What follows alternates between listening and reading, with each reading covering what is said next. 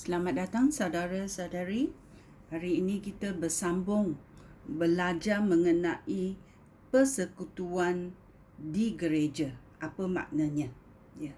Semalam kita belajar bahawa kita kongsi semua benda. Kita sanggup mengorbankan kepentingan diri sendiri. Kita mengabdikan diri untuk melayani saudara-saudari. Ya. Hari ini kita pergi ke 4, 5 dan 6, iaitu nombor 4 adalah saluran bekalan kepada orang yang lain yang memerlukannya. Ya. Mari kita mencari dalam Alkitab. Okey, saluran bekalan kepada orang lain yang memerlukannya. Dalam 2 Korintius babak 8. Ayat 14 berkata, "Aku tidak berniat meringankan beban orang lain dengan memberatkan beban kamu.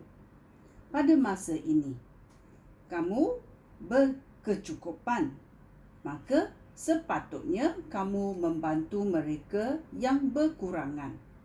Begitu juga apabila kamu kekurangan dan mereka yang bercukupan, mereka akan membantu kamu. Dengan demikian, kedua-dua belah pihak mendapat layanan yang sama."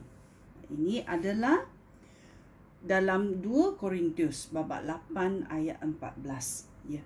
Kita juga pergi selidiki 1 Korintius babak 16. Ayat 17 berkata, "Aku bergembira dengan kedatangan Stefanus, Fortunatus dan Akhakus. Ketibaan mereka itu seolah-olah ketibaan kamu sendiri, kerana aku rindu akan kamu." Ya. Ini adalah kata-kata akhir Paulus. Bila dia menghadapi penderitaan, kesendirian, ada orang datang menjenguknya. Dan ini membawa kita tahu bahawa bila kita ada keperluan, orang lain menolong kita. Bila orang lain ada keperluan, kita menolong mereka. Itulah gereja menjadi satu saluran bekalan kepada orang lain yang memerlukannya. Ya. Ya. Apa lagi? Kita belajar di dalam gereja juga. Kita kongsi penderitaan. Ya. Dalam Filipus babak 4. Kita mencarinya. Filipus babak 4 ayat 14 berkata, "Tetapi kamu sudah menolong aku dalam kesusahan. Perbuatan kamu itu baik." Ya. Dalam kesusahan Paulus, ada orang yang datang menolongnya. Dan perbuatan mereka itu baik yang dikatakan oleh Paulus. Ya, kita mau kongsi penderitaan orang lain. Sebagaimana juga kita boleh berdoa untuk mereka. Kita boleh memberi saluran bekalan kepada orang yang memerlukannya. Ya. Ini adalah ciri-ciri apa maknanya persekutuan di gereja. Ya. Ada lagi satu adalah pemberian korban.